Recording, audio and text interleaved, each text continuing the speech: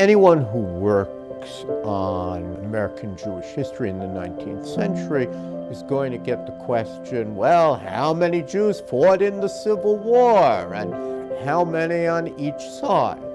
The goal of the Shapell Manuscript Foundation's roster project is to identify as best we can every single man who served in the Civil War who was Jewish.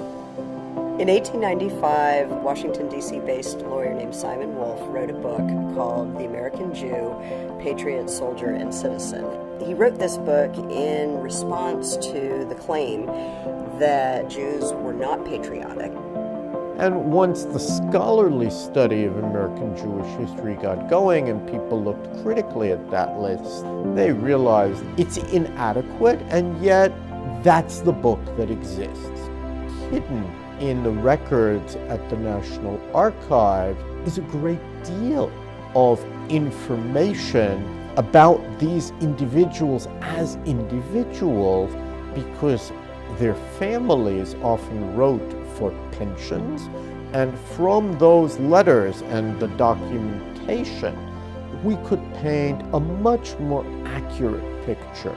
The roster will not only tell us about Jewish soldiers who fought in the Civil War, it will tell us an enormous amount about those soldiers. On the roster project, my main responsibility is pulling files at the National Archives for soldiers whose names came from Simon Wolfe's book. We look at each individual soldier listed and we expand on them. We find out if they served in the Civil War, and we also try to confirm whether or not they were actually Jewish. We look at two types of files: compiled military service records and the pension records. It was a 19th century norm to name profile.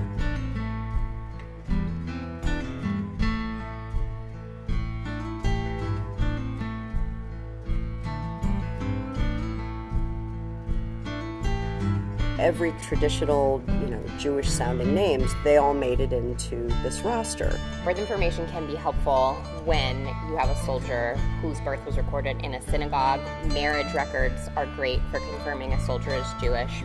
In the record that we looked at this morning, the soldier had a death certificate that was sent over from his widow in Germany. It was in German, which was really interesting, but the Bureau of Pensions also employed translators, and so we have a translation of his death certificate which says not only that he was of the Jewish faith, but it also mentions that his father was a rabbi.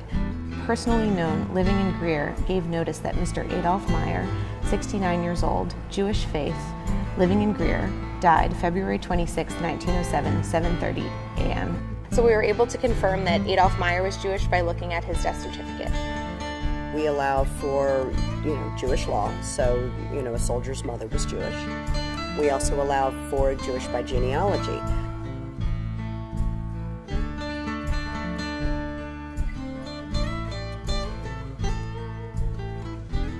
A lot of times they immigrated as a result of anti-Semitic issues in their home country. Being Jewish fell a little low on the priority list, so even though they were Jewish, they didn't live an outwardly Jewish lifestyle. Ways we can confirm people are Jewish outside of your basic birth, death, and marriage information include newspaper searches, contemporary accounts of the soldier, local histories. Every single day, more and more historic references are digitized. I use open source, anything that is available legally to access through the internet or even hard copies, online digitized newspapers, Fold 3, Ancestry, and just generally information that is out there in the internet. When we see contemporary accounts in pension records from other soldiers, sometimes there'd only be 1, 2, 3 Jews in a regiment, and so that's how a soldier would be known in the regiment. This is Samuel Jacobs. During the war, he served under the alias Charles or Charlie Davis. I recall that his correct name was Jacobs. Can't say as to his correct given name. The boys used to jolly him about his fictitious name. Yes, he was a Jew. They called him the Sheeny. I recollect that very well. A lot of immigrants who came over from Germany didn't want their family back in the old country to worry, so they would enlist under aliases. We started reading these accounts because the War Department would want to know, well, why did you serve under an alias? If they died, they knew that names of the fallen were published in newspapers overseas, and they didn't want their mother to know. One of the most decorated Jewish soldiers that has struck me is Sergeant Major Karpellis. He was a color bearer. Color bearer has to be in front of the unit, leading them, because gun smoke creates difficulty seeing what's going on. You cannot necessarily hear the orders of your officers over the roar of musketry, but you can see if the flag's moving forward, you're following that flag. So can the enemy. The enemy aims at the flag. In the 1840s, the late 1840s, there were a bunch of revolutions over in Europe over class distinctions, monarchies, things like that, different boundary disputes. It put forward the same ideas that common man could rule himself that was covered in the French Revolution and our own revolution. We call the men who fought in those revolutions were kind of these free thinkers of the period, 48ers.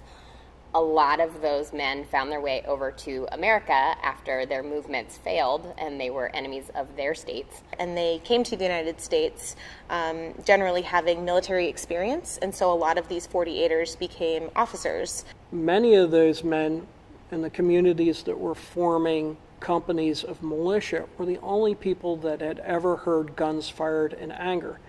They became the drill masters, the sergeants, and the junior officers.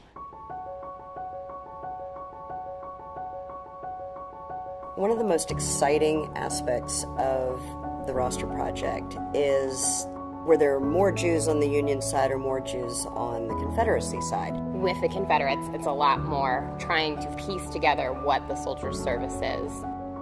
Records were lost, records were burned. We may be the only people to remember these guys' tales. Everybody else that would have known about them is gone.